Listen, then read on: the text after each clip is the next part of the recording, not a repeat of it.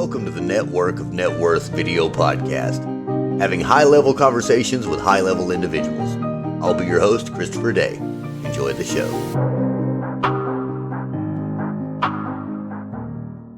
Now, today I'd like to start because we've spoken to both of you guys multiple times. I know I've had some fantastic conversations with both of you gentlemen, highly enlightening conversations, and that's the reason that you're here on the show today. Ray, I've got Yes. to speak with you first. You know, you really, when I met you the first time, actually before I met you, when I saw you the first time, happened to be sitting in one of your own webinar sessions where you were leading, the discussion, leading the topics of the day. And I knew that that I was sitting there in the presence of a true presenter and someone who not only was very educated or very well spoken, but not only educated in what he does, but very passionate about his mission and what you were speaking about. And that's I really needed you to be able to get here and express that to the world. I know that in your industry, that's something that you can't always do. And in this instance, it's more about I've got to hear about who you are, what you're doing, and actually kind of what you have to offer the world, man. So, Okay. Ray, would you like to start, Ray, and just tell Sure. us who you are? Yeah. I'm from Southern California originally. I grew up there. Kind of have that beach and sand in my blood. But moved up to at 21, moved up to Northern California, and it changed my life, Chris, because at that time, we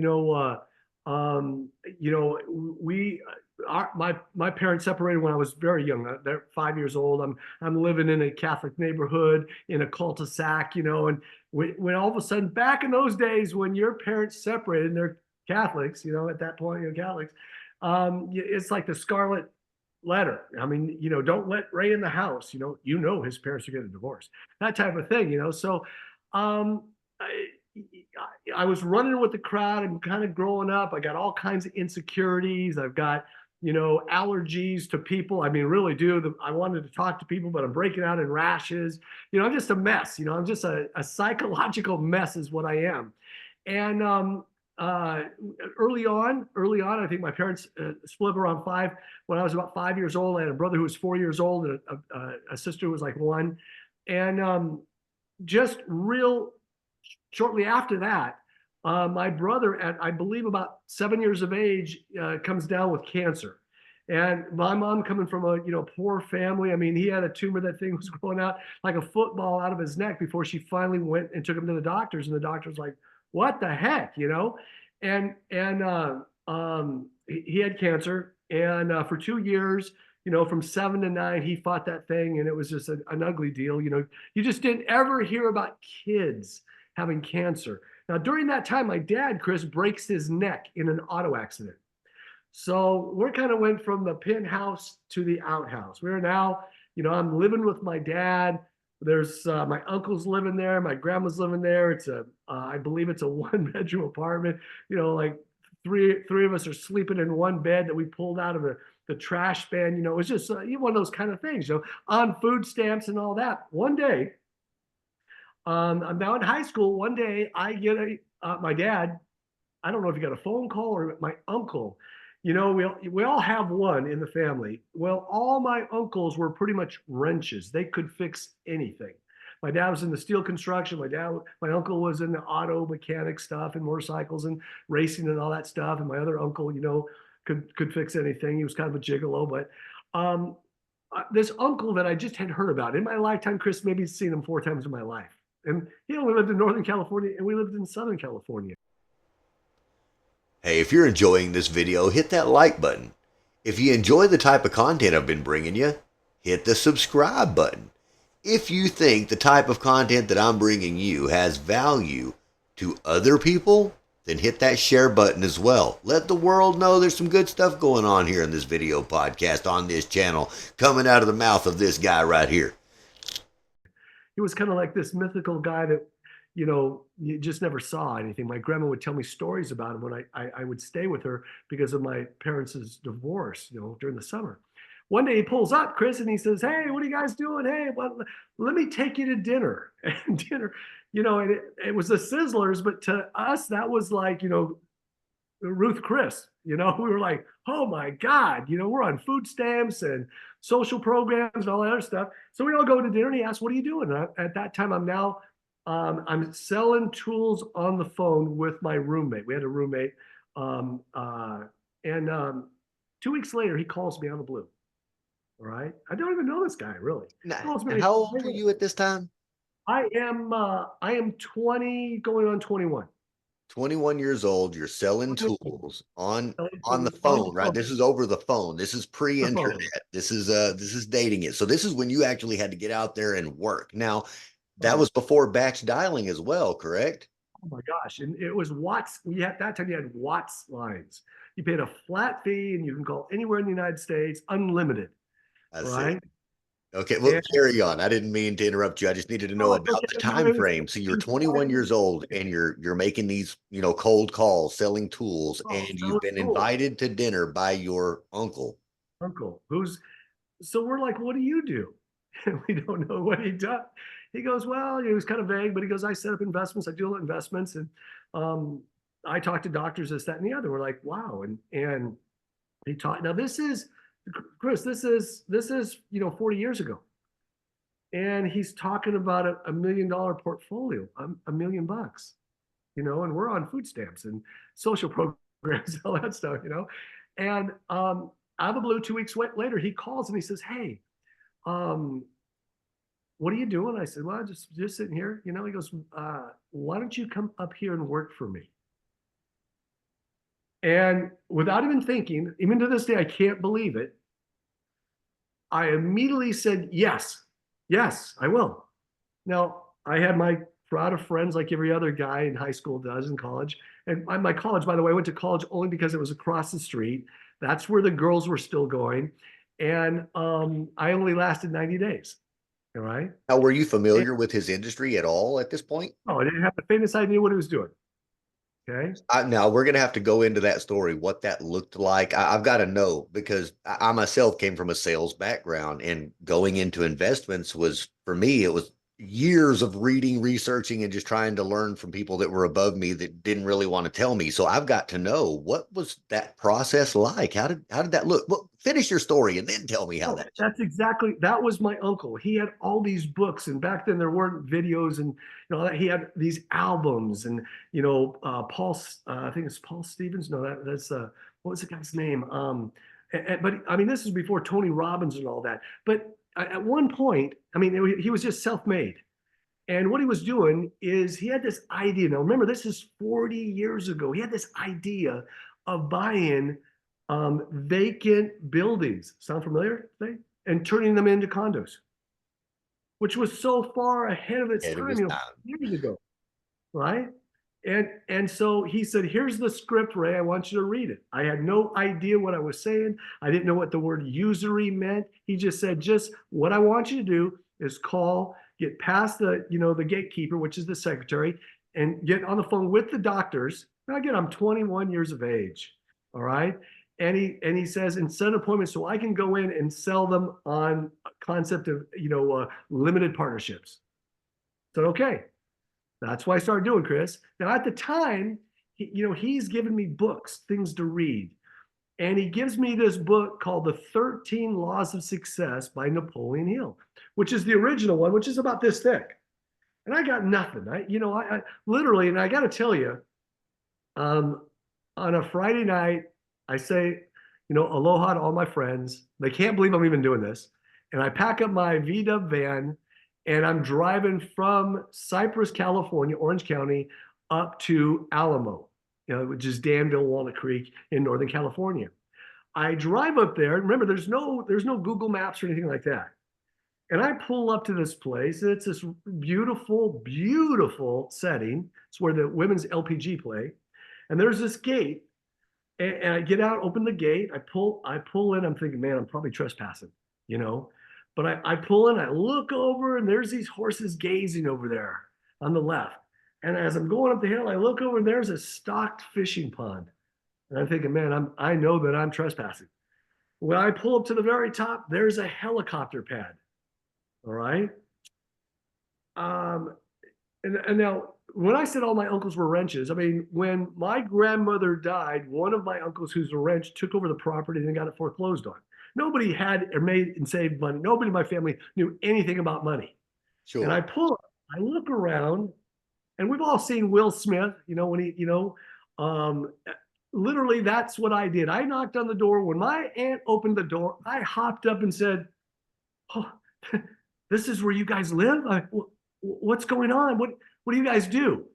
Now, it changed my life, Chris, because at that point, he puts me in a room and he says, "Ray, here's what I want you to do.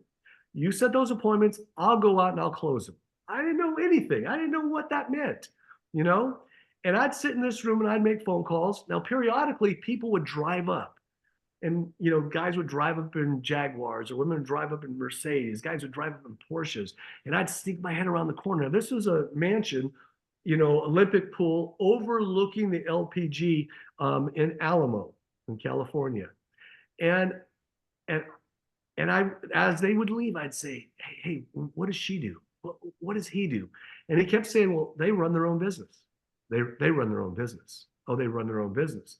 I'd go back into my room and I'd think, I got to run my own business. So his influence changed my life. An That's entrepreneur was born. yeah. And the truth is, if I left Southern California on that moment's notice, because I thought the crowd that I'm running with, if I stay here any longer, I just may go to jail. Okay, I knew that, and so at that time, the market crashes. My uncle is leveraged out. He's leveraged out, and the whole thing comes burning down. But the seed was planted. I got to run my own business. I call up the guy who's in Santa Ana, California, and said, "Hey, I used to work for you selling tools. What if I opened up a branch office for you up here in Northern California? I'm 21 years of age." He says, "Great idea. I'll get you started. I'll get a kickback for maybe 6 months or so, and you're on your own." That's how I started.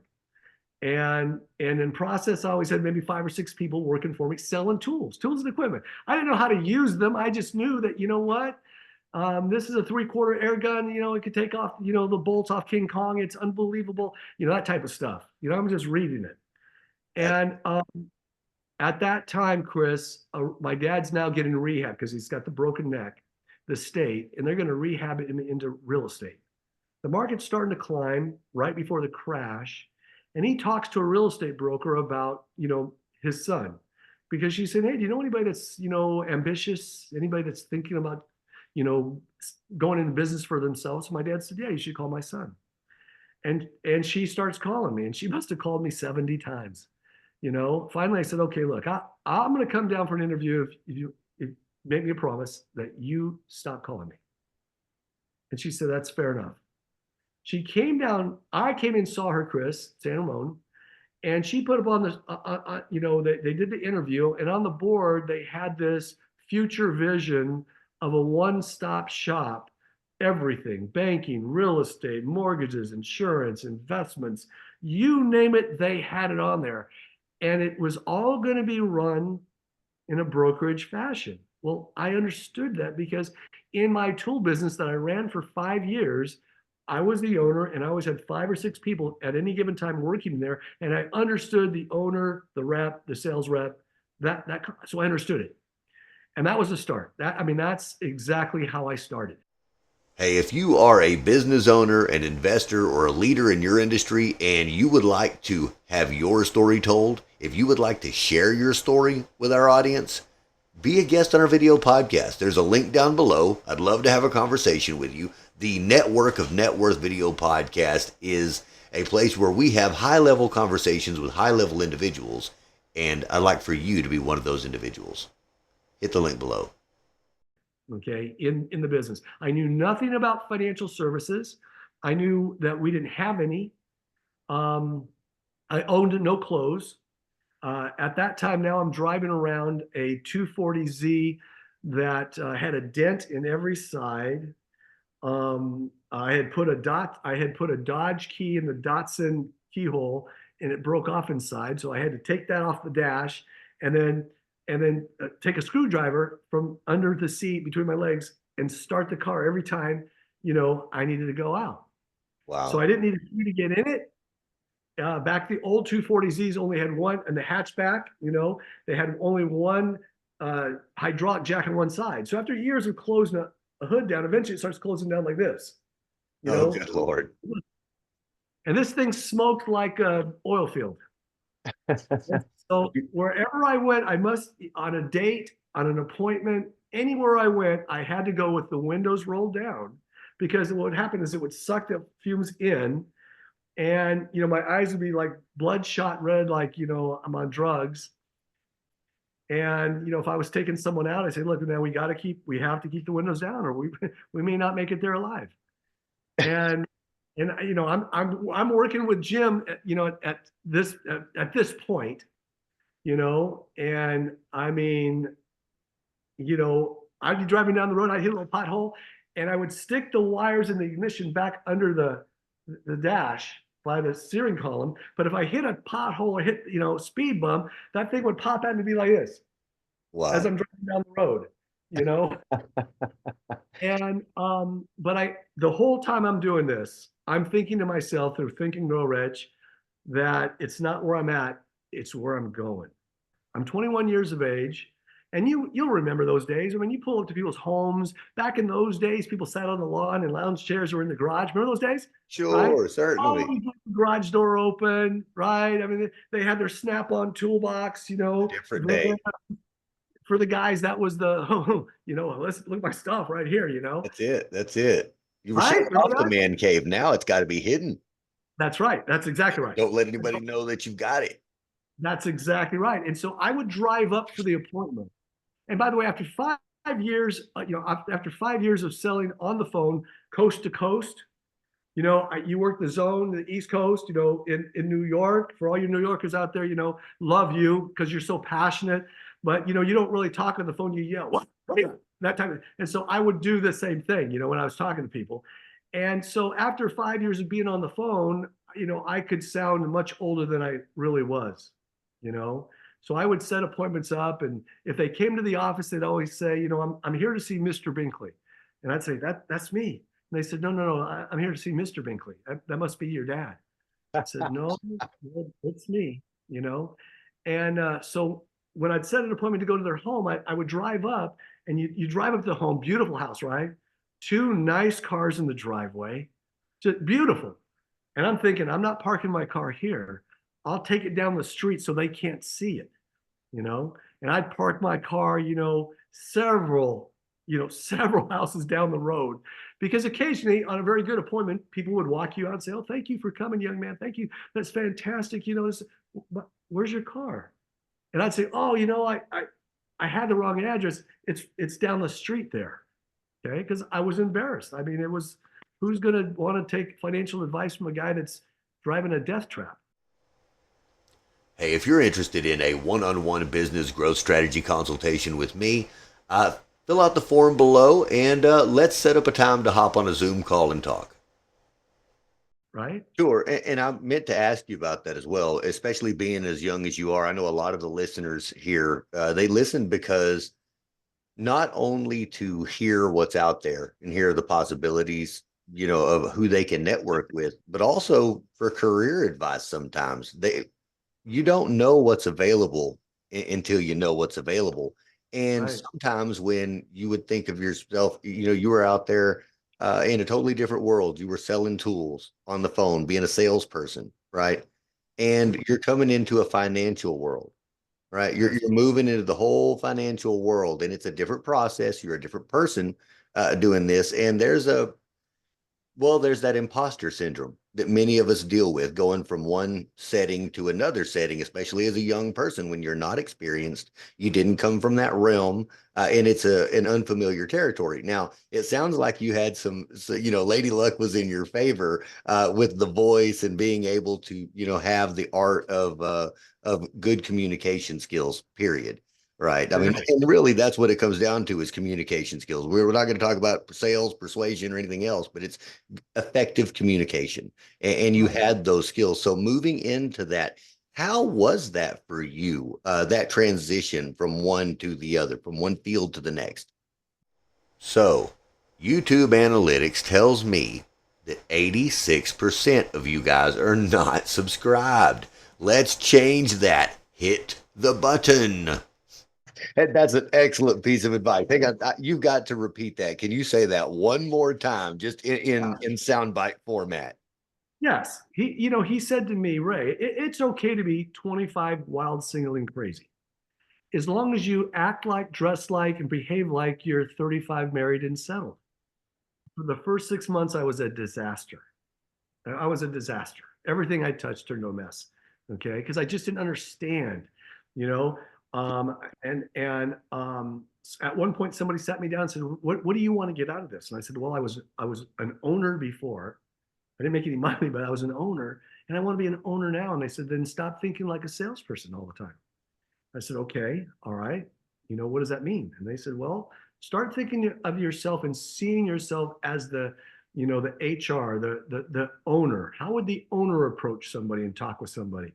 And that kind of opened up my eyes at that point. And fortunately, at that time, my first coach, again, I'm 20, now I'm 25, 26.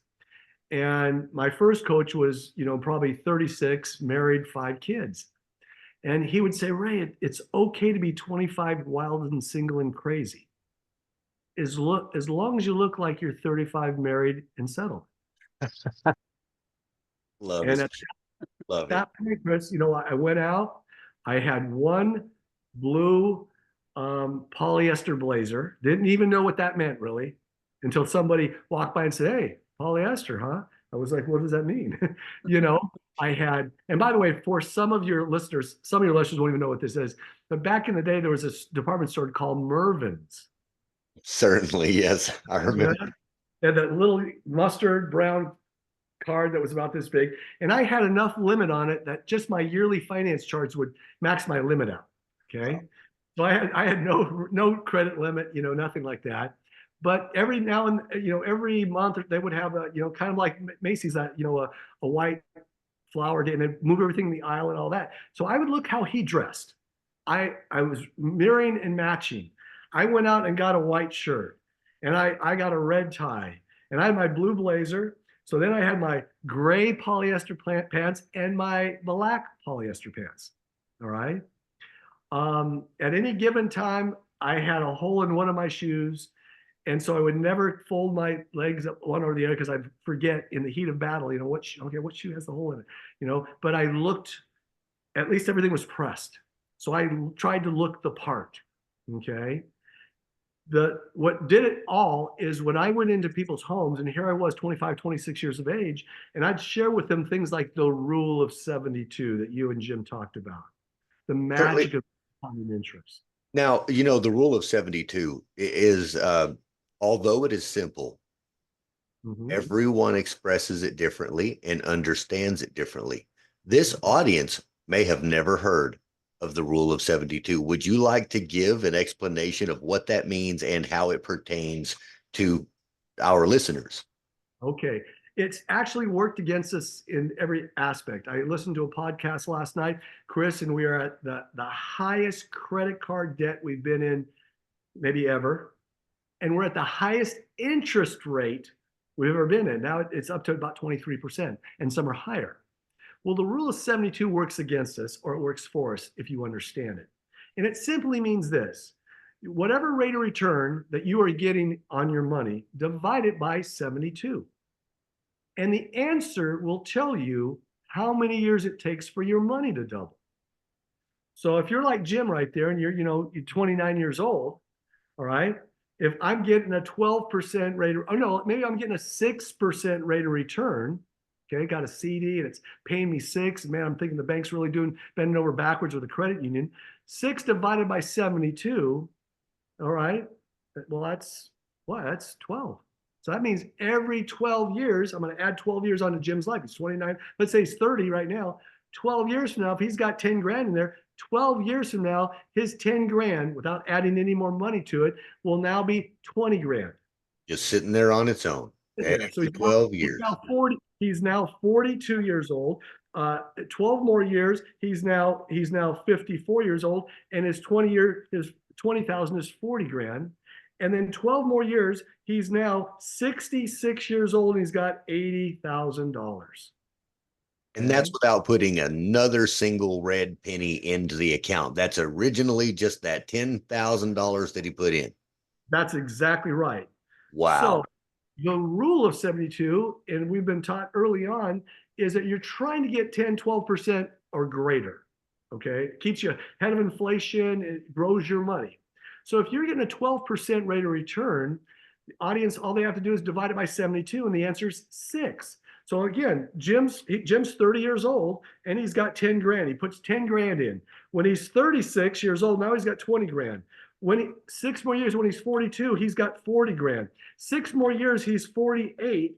He's got $80,000. 6 more years, when he's 54, he's got 160,000. 6 more years, when he's 60, he's got 320,000. In 6 more years, Chris, when he's 66 years old, he's got 640,000 versus the 80,000 that he was getting at 6%. Wow, that And is he an added amazing return. Now, so okay, so now we understand what the rule of 72 is and how that can, work on our behalf, right? If we're putting our money in. So I understand that you and Jim are now in business together, okay, and that you have some news that you'd like to share and you'd like some opportunity that you'd like to share as well. Can't now, I would like to hear from Jim for a moment because we haven't done that. Jim, would you like to, first of all, give the audience an introduction to yourself and the company that you guys, have built and are building and, what you're looking for together? Sure.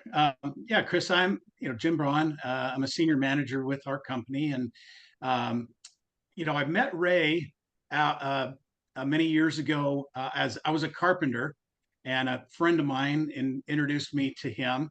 And I was kind of, always the guy that had his ear to the ground looking for opportunity. And I was intrigued by what Ray showed me. He showed me that's the one that blew my butt out of the water was the rule of 72, basically. And I just said, man, how am I 28 years old and I know none of this? Right. And Sure. so he showed me, what's called dollar cost averaging and just different concepts about how life insurance policies work and how mutual fund, the word mutual fund, I didn't know what that meant, and so I ended up he said, look, I'm looking for some people I could take under my wing, 3 or 4 this month, 3 or 4 next month. I'd like to train put an office together here in the city that we live. Would you be interested? So yeah. So I came down and got legal with the company and legal with him, and we put a partnership together, and he's been mentoring me ever since. And here I am now in Central Texas, and he's been out here 2 or 3 times, and we're building a massive business out here in Central Texas right now. That is amazing. So you guys are out there just taking the country by storm, from what I understand. And like I said, I've sat in, a few of your presentations and they're impressive and you do get quite the reach and quite the response, nationwide, it looks like. So okay, so now we understand how you actually got started and the expansion. Now, can Ray, would you like to tell us a little bit more about the type of expansion that you guys are doing? I mean, we understand now that you're offering financial services to the Yes. public there. You've got some amazing results that are possible, it sounds like as well. Now, yeah, tell us about your expansion ideas, thoughts, and process. Like many things, Chris, maybe it looks like a storm, but there's a silver lining in it. When COVID hit, we all thought, because we did business like everybody else did business, kneecap to kneecap, kitchen table to kitchen table, or at the office, right? And all of a sudden, COVID comes, and Chris, we're shut down in a sense. But you know how it is, people find a way. And, we started thinking about doing, Zoom became big. And then we started finding that people were open to Zoom. And then a couple of friends of ours put together a Fin app that absolutely was a game changer that took what it normally takes an hour to an hour and a half to sit down with somebody. at their home or at the office. And now it shrunk it down because of this intellectual properties. You know, we talk about AI a lot. That Chris, it shortened it down to like 5 to 15 minutes. And then we started using the social media and the Zoom concept, and it took off. And if you think about it, I mean, it's funny. I just came home just before the interview, and I have 2 packets of things at the door, all right, that I bought online, right? And then I go to get the mail and I open up, there's another packet of stuff in there. Well, we're now a society that's very comfortable buying things, online through our computer, on our phone. And so we started going coast to coast with this concept that we're going to put a business partner or a business owner in every single state the company does business in. And so we did pound 50. That's what we're going to do. We're going to put an operation and business owners in that state. All right. And so we started launching this. And last year, and I've been doing this quite a while. Last year, we made more money than we had done in the last 4 or 5 years. And we're just getting it started. All right. And so what we do is we show people a one-stop supermarket. All right. I mean, if you think about it, Chris, we're now in a connected economy, right? Everybody's connected one way or the other. Social media. If you think about it, we could be around the world, and yet we could pick up the phone and click it and FaceTime, see each other, right? So, YouTube analytics tells me that 86% of you guys are not subscribed. Let's change that. Hit the button. Instantly, right? Like certainly, definitely. That's one of the reasons we love this video podcast. That's it. And I could put something, and you could be in, Thailand, sucking on a foo-foo drink, and boom, do FaceTime and see each other. We could be on the jet flying over, at 500-600 miles an hour. But if we want to watch live sports, we put our credit card in and it streams it live, right? Wow. But what hasn't changed is the financial service industry, if you think about it. I give you a big check. All right. And our company's giving out big checks. So we ought to tell people, this is what's going to happen. I don't care how long you bank there. You take it down there. What does the bank want to do? They want to sit on it for 3 to 5 days. Definitely to make sure hold that money. Make sure it clears. Make sure it clears. That's what they tell us. So we will, okie dokie, right? And they're just making money on our money, right? Certainly. But if I gave you a bad check, how long would it take them to tell us it's a bad check? And they've already sucked all the rest of my money out before I got home. Yeah, that's right. They instantly, right? So what we're doing is changing that, where we could sit down in the comfort of my home right here and your home right there and do a mortgage loan right from the comfort of your home by pushing a button instantly. All right. And eventually it's going to be even faster than that. And so if you think about it, this process has really been going on a long time. It was COVID that expanded it. We have been buying pizzas with home delivery for what, 35 years, 40 years? Sure. Easy. Somebody just said, well, why don't we just expand the menu and put pizzas and spaghetti and chicken and all these other things? And they called it DoorDash. So we've done with the biggest companies in America. Chances are the audience, even yourself, are probably a client of one of our companies, all right, have formed a bond. And we do business coast to coast, all off the convenience of a phone or the computer, from your home to our home. And that's what we're doing. And we're teaching people things like the rule of 72, bypass the middle, things like that. That's what we're doing. I know that you guys have mentioned expansion and everything else, and it sounds like you're well on it. So how many brokers or business owners have you, mentored and produced, at this point? Well, we've got 26 right now. So we're a long ways from we want to hit 50 plus just this year. Sure. And from there will be more and more that will happen. All right. But we've got 50 right now. We just brought another teammate on in Boston. We haven't been in Boston, so now we're in Boston. So we're right now, it's Boston and all the way to Tennessee and all the way to Florida, back through Texas, all the way back down to California. So our goal is once a year, we'll bring everybody to a destination spot, from Virginia Beach to Florida, from Tennessee, Texas to San Diego to Arizona. And we'll meet in a destination because these are all business owners on their own. Sure. And we'll meet in a destination place, like maybe a Vegas. And we'll sit in there on Friday night and we'll have our meet and greet and everybody can say, hey, Jim, how are you, man? I've only seen you on the podcast. My gosh, it's good to meet you. I have because of you, we're running an office over in New York, that type of thing. And we'll do that once a year, bringing everybody in. So they've got a family. And then on Saturday, we'll drill for skills and we'll have featured speakers in and how to help build their business even larger if they'd like to. Then maybe out to dinner or play golf or what have you. And here's the beauty of it. Today, we're in the connected economy.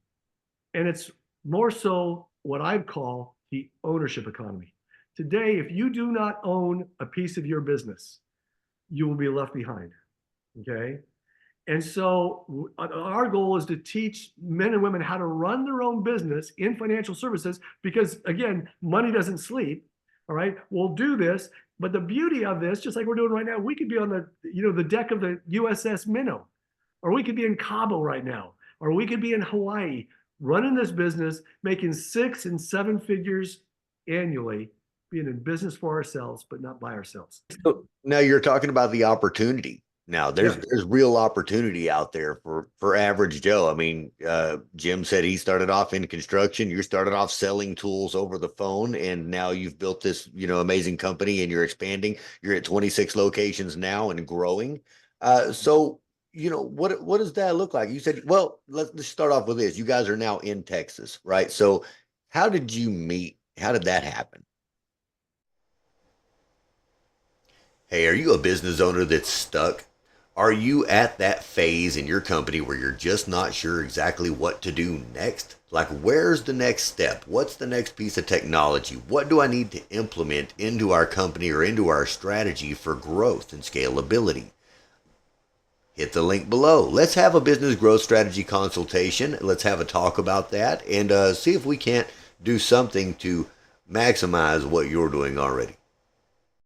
Well, as Jim had mentioned, a friend of his actually referred me, and his friend's last name is Richard. It's French, but it's spelled Richard. So I knock on the door and I say, "Hey Jim, we've never had the pleasure of meeting. A mutual friend of ours, Mr. Richard. He's Chris Richard," and he's like, "Oh." Jim knew right away I didn't know Chris. Sure. But he listened. And I mean, I can see it like it was yesterday, Chris. There he was. He had his Levi's on, his work boots, his t-shirt was way down to here. He had a Miller Life in his hand at the door. And I said, here's a booklet I want you to read. Okay, a little how money works. I think I've seen that booklet. Yeah, a little booklet. And it just had 9 concepts that if somebody read it and followed it, they themselves could be financially independent. And I said, this is what we're doing, and this is what we're building. And like most people, Jim said, oh, and he tossed it off to the side. And then I followed back up. There's a fortune in the follow-up. And I followed back up and I said, hey, Jim, did you read it? Jim, what'd you say? No, didn't even crack it. Okay. Well, listen, I need to swing by and pick that up. Okay. So I gave him a time and a date that I was going to swing by and pick it up. So now there's a now factor, and he read it. Now at that point, I came back to the door and I said, "This is what we're building. Are you interested?" And he was kind of like, "I'm not, sure." And I said, "Jim, look up and down the street here." What did I say, Jim? He says, "Look up and down the street and." See your neighbor down here with this car, or you see that guy down there with that motorhome.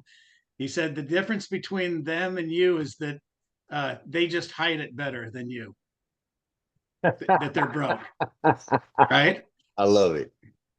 And so he says, we're having a little get together at my office at 7:30. If you want to hear more, be there.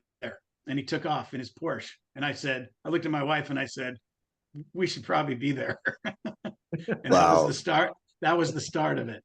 Wow. So fast forward to the future. Now you guys are doing it. You're doing it together. You're 26 locations deep and growing, and you have opportunity out there. So exactly what kind of opportunity are you offering Average Joe? I mean, we understand what it is that you do and kind of how that works, but what is it that you offer for someone who comes to, work with you? Yes, great question. Chris, we just talked about this Saturday in our training. We are now entering an era right now that's just unbelievable. Because back in the day, we talked about if the company was going to be successful, one day we'd crack that $1 billion, payout, not to the management, not to the CEOs and board members, but to the average person like Jim and myself.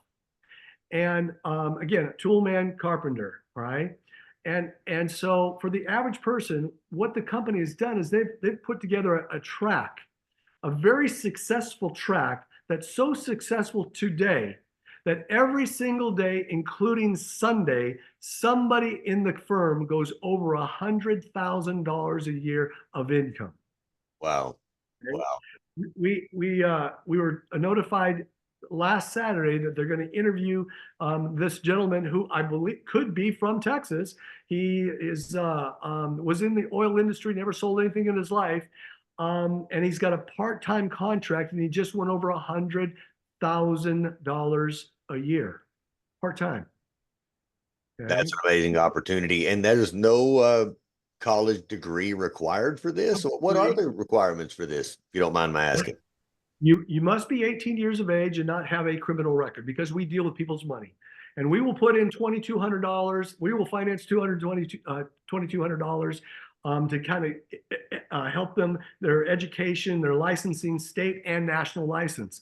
There are no quotas, so we don't, they go at their own pace. They can go as fast as they like, or they can go as slow as they'd like, but they're in business for themselves, but by themselves. But the education that I got, as I mentioned, I went to college for maybe 90 days. I barely made it out of high school.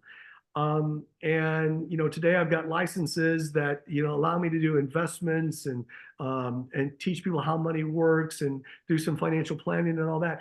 All of it came through the company. And I have them to thank for that. So somebody can come on a part-time basis, not change a thing, Chris, that they're currently doing right now. That's the beauty. All right. And for what it costs to go to dinner this weekend, that's about the cost, for a background check. Right. You can earn while you're learning, all right, as you're going to school. The company guarantees that if you follow their instructions, that you'll pass the state exam. If not, they'll pay the state for the additional testing. So it's kind of a no-lose situation. And now what we've done with some other partnerships, Jim and I, is we've put together a team concept and some apps that it's just really push button. They push this, boom, here's the next step. Push this, Chris, here's the next step. That wasn't the case when Jim and I got into business. So today we're witnessing an era, and I'll turn this over to Jim.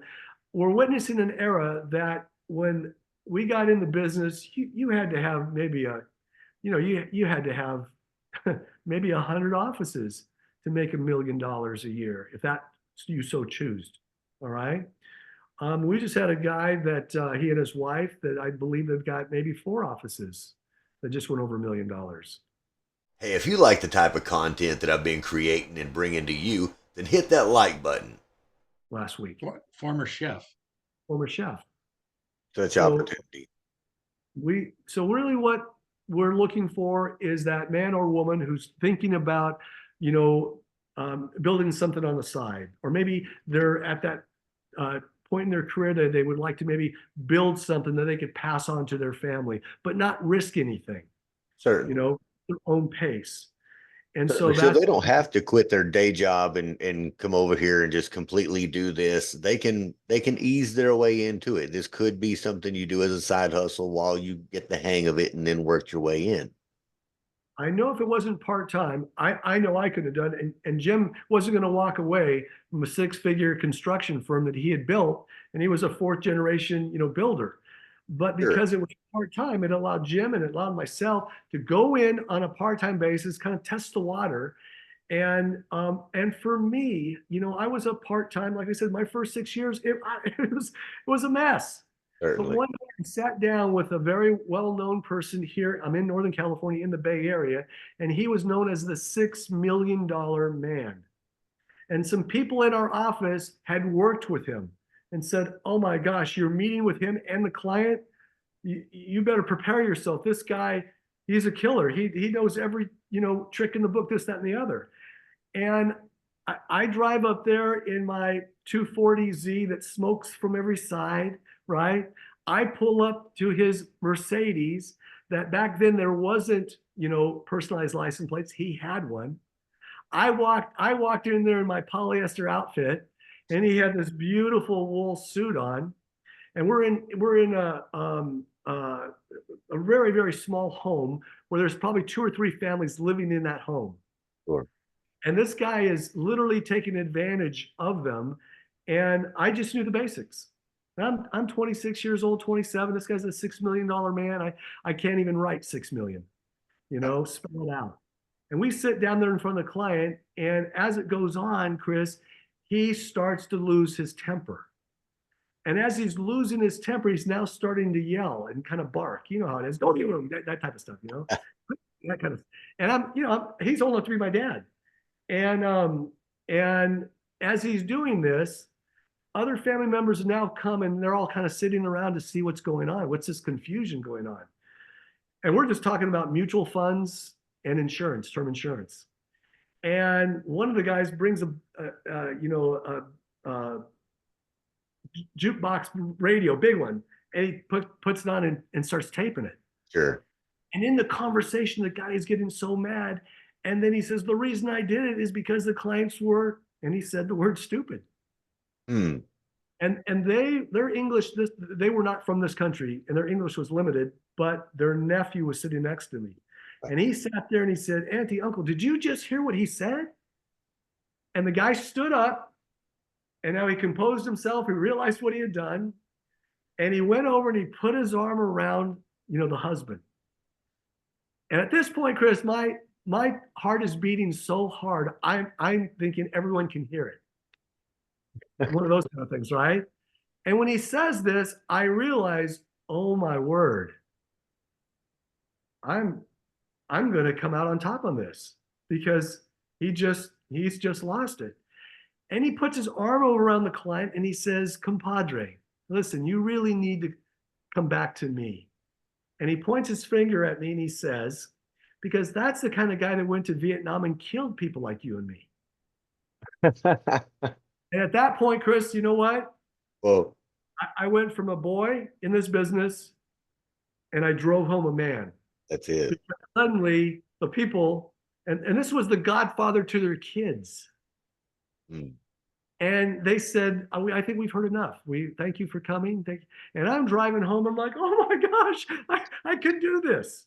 That was real. That was real. Now I've got to ask, and I got to ask this of Jim, since we know that he used to be, regular blue collar hammer swinging, Jim Braun. Now we all have different experiences, right? And we hear that there's exponential growth. There's things that are happening that could, make you a lot of money. Now your story is you were out there swinging a hammer. You were out Yeah. there being a contractor, doing you were in residential, you were in commercial. What were you building? If you don't mind me asking. Actually, both. Oh, I had a license that's called a B100 license, which is I could do residential homes and I could build commercial. I didn't build the buildings, but I did all the internal as tenant you finish improvement, out and things. TI work. Yeah. Okay, so what And did that look like for you going into this other side hustle, this other business? I mean, as far as time wise, and what did you have to dedicate and give up? I mean, what's the sacrifice for a normal, average, hardworking 40+ hour working American? What did you really have to dedicate to this in order to be successful to it? well, you know, I picked a couple of days and I said, okay, what I could give up is I could give up television because that's, the boob tube, right? Sure. Um, you know, because what you do, right? You go work all day and you crack a beer when you get home and you sit in front of the TV. And, you know, I still got to do things with my kids. I still got to go to, you know, amusement parks and do all that kind of stuff. But my wife and I made an agreement that Tuesday evenings and Thursday evenings and Saturday mornings were my days that I would devote to my part-time business to grow my business. And you know, I spent off hours, you know, usually in the evenings. Sometimes uh, I'd study, you know, for my next license, or you know, I would study ways of sales techniques because I didn't know any of this stuff. Right. Right? Right. Ray would you know, he'd pencil out some here's what I say when I'm doing stuff, and then I would get that and I would tape myself. I'd get my little recorder out and I'd tape myself and I'd listen to it over and over, how to, you know, how to say it just the right way. And but then, you know, I studied our different products and the different concepts. And as you know, this business is so cool because, you know, everybody needs our help because there's no financial class in anywhere you go. I don't know anybody that had how to become wealthy 101 in high school. Right. Okay. It didn't exist. And so we all just kind of learned from our families and our parents and in our, you know, maybe our broke uncle taught us something. Or and so one of the things that I found is that I just kind of do the business as I go. I still do that today. Sure. You know, I meet people everywhere. Chris, you and I met through social media, and you know, you just never know who that next person you're going to meet. That you know could be a superstar in your organization, and so everybody's looking. Everybody's looking for opportunity, and everybody's looking to make more money and save more money. Well, it And sounds so, like there is a lot of opportunity here, you know, with you guys. Now, I've got to say, what's realistic? I mean, we're talking about the fancy cars, we're talking about the fancy house and the lifestyle and everything else, you know, at a certain point. But for average Joe who's doing this on a, you know, well, both the part time to the full time, what could be kind of expected? And either one of you you want guys, me, whoever wants to you jump want me to in, take it, Ray, or do you want to take it? Well, you know, on a part-time basis, and when I say part-time, that means I got a full-time job there. Because you're looking at, and this is working it like you would work if you were a real estate agent and you're part-time, right? Your weekends, you're out there showing homes, listing homes, things like that. sure, If you're somebody, getting your hustle on. yes, you're looking at somewhere between $40,000 to $60,000 a year on the side, you know, just part-time in it. All right. Heck of And an opportunity for part time. oh my goodness, Sure. absolutely. Now I've got to ask you. I know You you know, guys are. Now this is something that Jim told me here, you know, a few months ago, and I didn't realize how out of touch I was with that. And I've got to ask, you guys see average Joe every day. You do their financial planning and their services. Just would you just enlighten our audience and let them know the average American that comes through your doors, what do they make a year? Just your average Joe. What's the average pay scale around this country? Well, Ray's in a different demographic than I am. I mean, here in Texas, you know, the average person makes, I think they're right at about 62,000, if I remember reading. You Wow. know, 62,000. I mean, you got to make 100 grand. You're just outside of food stamps in where he's at in the Bay Area and in Northern California. And Sure, sure. so, you know, $1 million house where he lives is a $400,000 house here in Texas. So, you know, people, it's different. I mean, somebody would just be overwhelmed to make an extra $500 here in Texas, where maybe they'd make that, you know, they'd be more excited about $1,000 in the Bay Area, you know. And Sure. so what we're looking at is, it's not, you know, Ray says, you know, a person could make 40 to 60,000 on the side. Um, we're being conservative when we say that. We're interviewing a guy that just went over 100, you know, next week. Sure. Um, as a, you know, part-time guy. I think he was in the oil business, right, Ray? Is that what they said? Here yeah. in Texas. And Mhm. so, you know, the opportunity, somebody could do that. That, you know, when I joined this business with Ray, all I wanted to do was make an extra $300 a month, because I was at the point where every dime I made went to my bills. Okay. And all I wanted fishing money and beer money. And right. I just wanted A to little be extra. able to tell my wife, okay, anything I make with Ray, I'm spending on myself. There Okay. you go. And you can have the paychecks. Well, there was not too far down the road, there was many months where I was making $3,000 a month part-time, or more. And then you're talking, this is 20 years ago that I Right. was So it was making that real kind of money. money. Real money. So, Real so I've got to money, ask the right? two of you. It sounds like there's a lot of potential here for anybody who's looking, and the bar doesn't sound so high. It's have been a decent person and graduated high school, and have the wherewithal to get this information down and take the testing and do it. So, how would someone actually get involved with you guys? I mean, I know you're looking, you're trying to expand and grow. How would they get a hold of you? How would they, start this process? Well, would contact Jim, okay, out there in Texas. Okay. Um, Jim, why don't you give your contact information? Yeah. So if somebody wanted to call me, my business cell phone is 512-693-9550. I also have a landing page you could visit. It's livemore.net/team Braun, Braun. I think will be in the You know, description. that if anybody wants to look us up and do a there we'll interview just about anybody. We don't hire everybody, Sure. but we'll look at, I don't really care because I didn't get a degree. I think I said, Chris, in our last interview, I'm the guy that gets to check the box, some college, right? I went 3 years to a 4-year college, As are and many. right. And so I don't care degrees. All they are is tells me that you finished something. I mean, what I'm looking for, somebody that has desire and a will to win. See, I was that guy. I was making 50,000 a year as a carpenter, and I just said, man, there's way more of me, out there. But I just didn't have the money to go buy a franchise or start a business. I didn't know anything about sales, but I knew that one day I was going to be somebody. Right. Now, both of you guys have been in this for several years now, and you've reached a certain level of success. So I've got to ask, in that time period, you've got to share with me some of the stories of regular folks who have changed their lives or had their lives changed through. Yeah. Now, I'd like to actually hear this on both levels, from a client and a recruit perspective. Someone who has come to work with you as an agent with you to do this, and then someone who has used your services and how that's exponentially helped their life. So either one of you, just feel free to take turns on that. I'd love to hear the stories. Okay. Well, you know what? Just kind of give you that everyday person. I mean, right now, Chris, in our office, that's working in conjunction with Jim right now. I mean, we a contractor, right?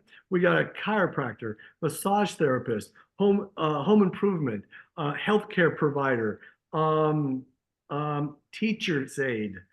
All different walks. I've got a hotel worker that makes $250,000 and more. I've got two guys that incredible stories, incredible stories. One was a busboy at the Fairmont Hotel, right? $500,000 income earner now. And I said, so what was when you were a busboy, Wow. if he ever hears this, he's going, oh my gosh, you remember this. I said, what was your financial plan? He said, well, at the Fairmont in San Francisco, where they used to have the TV series hotel, he said, very wealthy people would come. And I was a busboy there. And I always visioned that maybe a terrorist would come and they would, pull up to the table, and I would dive over the table and rescue the guest.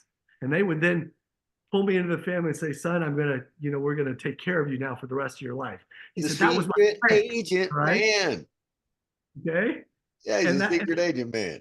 the secret agent. All right. But now he's a $500,000 income earner, and he's got an incredible business. And by the way, he's just relocated to Texas. But I've got a story that's incredible. All right. I had a guy who was a pastor in the Philippines. And his wife said, you go get a job now that you're in the United States. I want you out of here.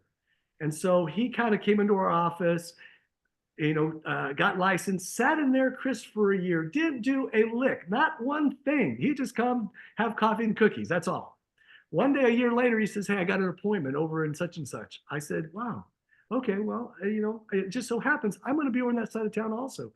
If the appointment is good, you call me." And he calls me. And sure enough, we get there and there's two guys. One guy's the client, the other guy is the bodyguard. All right. He looked like samurai, he had a few Sumo hairs. wrestler.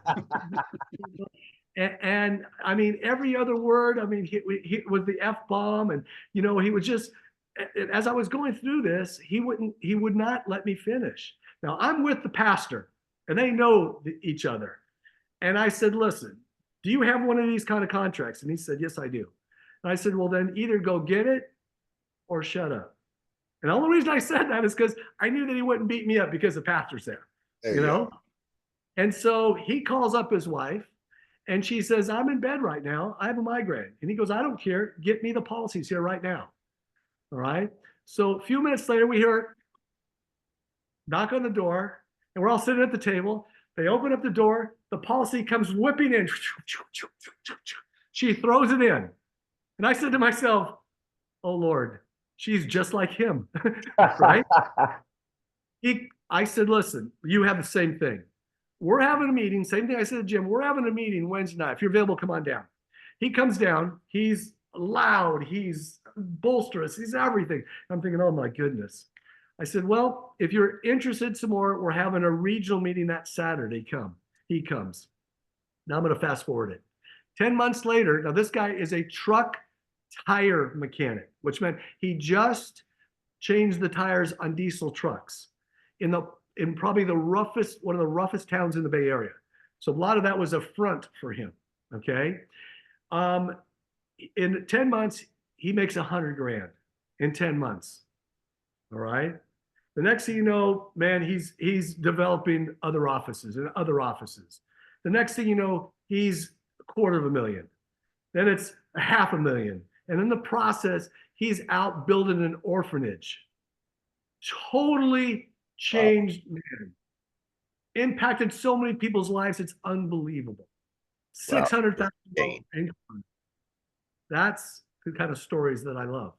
That's amazing. That is amazing. And that's the kind of stuff that can happen just from coming to work and, changing your scenery, changing your scenery and learning more about this. So to get a hold of you guys, we have all of your links listed down below the video. Once this comes out, it'll have your everything. And I'm probably going to put your Facebook and LinkedIn and all that kind of stuff too, in case somebody wants to connect with you guys and actually, message you and talk to you and have that Sure. one-on-one talk. I know that's a big part of it, is having, a talk with someone, building that human connection, which is the reason that you guys are here, to kind of let the world know that you're real people. You're real people, not just trying to sell them on something. You're trying to provide opportunity all the Sure. way around. Now, I fell into the opportunity of attending some of your presentations, and I would love for Jim to take this one and tell the audience about your presentation, when it comes up, what it's about, how they can get involved with that if they're interested, and what it's about. Tell us all about it. Hey, are you a business owner that's stuck? Are you at that phase in your company where you're just not sure exactly what to do next? Like, where's the next step? What's the next piece of technology? What do I need to implement into our company or into our strategy for growth and scalability? Hit the link below. Let's have a business growth strategy consultation. Let's have a talk about that and see if we can't do something to maximize what you're doing already. Sure, Chris. So on Wednesday evenings at 8 o'clock Central, 6 Pacific, Ray and I hold a nationwide webinar where we kind of go all the A to Z of who we are, what we do, how you can get involved with us, how you get paid, what does it take? I mean, right? You saw this about 2 weeks ago, and what we do is it's about 35 to 45 minutes. It's information only. I love to say that it's not some goofy sales pitch. It's just the facts. It's pretty fast paced. And then at the end, we just ask, hey, get together with the person that invited you down, and we have offline meetings with people. You know what? I'd We like to touch. comment on that portion of it. As a matter of fact, I've actually attended it a couple of times, and I even made comment to both of you that it didn't feel like a sales pitch at all. I didn't feel like I was being sold to enough, almost. Really, because you're offering opportunity, and you're offering it in multiple ways. You're offering, recruitership to come in and own a portion of your own business to do this, forever. And you're also offering the opportunity to come in and do something with your finances that can, benefit the rest of your life as well. So, yeah, I thought it was an amazing presentation, and it's very valuable for anybody to at least sit in and see what opportunities are there right now. And not look. I talked to a whole lot of investment fund managers and dealers and everything else, and there's opportunity out there. How many of them have the track record that you guys actually do have? The years of experience, the multitude of companies that you work with. I mean, personally, professionally, in every other way, and all of that comes out in the presentation as well. It's a very impressive and quite extensive list of companies, that you do stuff with, very reputable. So those are things that if someone's interested in any way, I would say watch that presentation, join you, click the links below to be able to join you and find out more. Now, off of the subject of what you're doing, I'd like to go into more of a little bit different conversation, because you guys are in the financial markets. You've got to be the people to ask. What do you foresee for the next 12 to 24 months within our domestic economy? Well, we talk about this daily. I'll let you take this one, Ray. We just had a big conversation about this morning. Well, Chris, here's what I think. We're coming up to elections, right? And I've been in this business long enough to know, and I've seen, each party in office, and I can tell you this, and I preach this to people. Look, it doesn't matter who gets elected. I know people, but the truth of the matter is, you are your own economy. Okay. You are your own economy. If you're waiting for somebody to come in and wave a wand and, man, your income's going to go up, your lifestyle is going to change, it's not going to happen. All right. And so what you want to do is you want to start doing the fundamental things that it doesn't matter. And one of them is dollar cost averaging. All right. Because here's the truth. The market's going to go up and the market's going to go down. All right. Yeah, generally, historically, on an election year, right? It goes because one party wants to get elected, and so they're trying to push every button they can to make things look good. All right. So you're making money there. Well, what happens when the market starts to go down? Well, if you're dollar cost averaging, you're making money because you're now buying it on sale. All right. You're getting 2 and 3 times more for the same amount of money. That's why on dollar cost averaging, every day you turn on the social media, you turn on the radio, what have you, on your ride home, and it says today the Dow was up 40 points. Today the Dow was down. You're making money if you're dollar cost averaging. So I think to answer that question, and to just without being finite on it, is this. I think this is a tremendous time right now to make money, because there's more millionaires being created every single day today than any other time in history. All right. But you got to do the fundamental things. You can't sit back and wait for some politician to change your world. And so this is really what we're trying to get that message across and teach people. Because if you think about it, the average person, Chris, if it's $62,000 that the average person makes, right, a year, they'll work 40 years in their working lifetime. That's $2.4 million they'll make in their working lifetime. If they don't do the right things, they'll have nothing to show for it. That's all right. it. Yeah. And So really, your message is act now, whether it's on the recruitment side or whether it's on the financial side of starting to plan your future. Act right now. This is the important time to do it. If you want to start utilizing the money that you do have, right? Act now. Get that stuff set up so it can start working for you. If you need the side hustle while you're doing that, if you're looking for a change of opportunity or change of lifestyle, act now. That's what you're trying to say. I really am, because AI is going to make a sweeping change in the next 36 months. I mean, people that don't realize that their job is being phased out right now as we speak, all right, are going to get blindsided. All right. And so absolutely, now is the perfect time to join in the ownership economy. Own something. That's how this country was first built, is that it was built on ownership. All right. So there is no better time than right now. I heard somebody say something the other day, and I'll turn it over to Jim.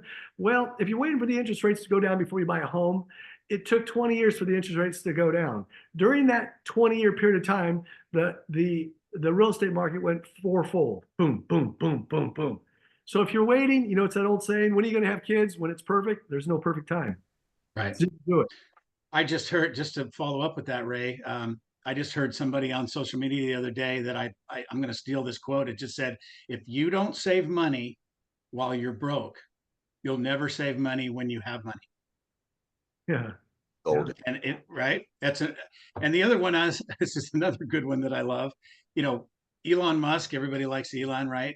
He said nobody's ever changed the world working 40 hours a week, and we're looking for those people that want to work more than 40 hours a week and change the world.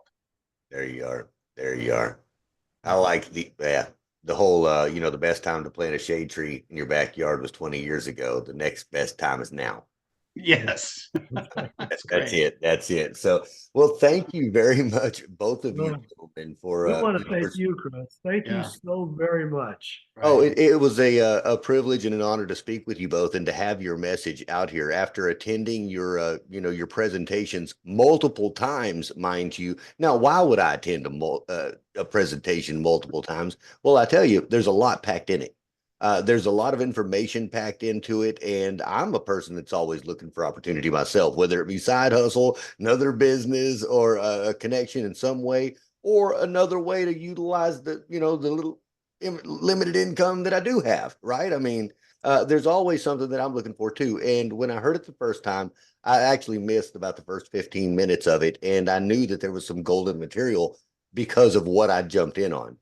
You guys have a beautifully crafted video that kind of walks through it before you actually come in and do the meat and potatoes of speaking to everyone. It's a very good explanation of that connected economy. Now, before we end, and I know that we were about to wrap up here, but I've got to ask you this. You touched on, actually, I've got two things for you. Uh, this one's for Jim. Jim, you guys have both touched on this principle of the connected economy. Can you explain to me exactly what that is, what it means, and how? Just explain that to us. Well, the connected economy today is that we're all connected by, this, right? Our phone. You can't go anywhere, a restaurant or a train station or wherever, and every single person has their face in their phone, right? And so we you know, we used to be in an industrial world where, dad left the house, went out, pounded nails all day, right? Well, those days, you still have that going on, but today everybody's connected uh, in some form or fashion through social media. Um, we all want to grow our influence. You got people making millions of dollars that are just influencers, Sure. right? Whether whether they're parading around a bathing suit or whether they're um, you know racing cars or whatever. You got influencers all over, and so everybody is connected through this world wide web. And now with AI and all that coming in, it's going to get even more and more and more. So maybe Ray can expound Yeah. on that a little bit. And then on the other side of that, Chris, on this connected economy, what we are looking for is we're looking for connectors, because the people that have the ability to connect others to others. Like you. Yes, yes. Exactly. People to people, people to business, business to business, connectors. Right. That's what we're looking for. We're not looking for clogs, people that just sat there and just had somebody tell them what to do endlessly for 30, 40 years. But we're looking for connectors, people that are thinking, how do I make this better? Because when you think about it, that's how everything evolves, to be a better situation. So that's what that connected economy means in its full, is that we are looking now, because we've changed, for connectors, in a sense, dreamers. So what you're Right. telling me is that the whole concept of this, of you two with this business in this industry being on a video podcast in 2024, Mm-hmm. that's what it's all about. You are now exploiting the actual connected economy. You're able to reach an audience that you before could not do. Before you, there was no way of going and providing financial services, financial advice, even talking about money with the masses until we have the day and time that we have with technology the way that it is. I love that, and I love the concept. I love that you're actually saying, "Hey, this is the time. Let's do this. Let's move into the future. Right. Let's use this." And I know that you guys have touched on some new apps and some software that you're working with too. Uh, I know that we spoke about it before, so we won't cover it again today. However, anybody that wants to go on and learn about some really cool tools on how to do this, well, I'm not going to give it away. I'm not going to give it away. They have to go and join your presentation. That's right. So if you click the There you link go. below, you'll be able to join the presentation. You'll be able to listen to these two gentlemen in much more detail, as well as more of their colleagues and people that work with them and for them and do this and believe in this 100,000% because they've had their lives changed by this. And I've listened to them talk myself. So why don't you do the same? So guys, thank you very much for your time. I've appreciated it tremendously. And I look forward to speaking to you both in the very near future again.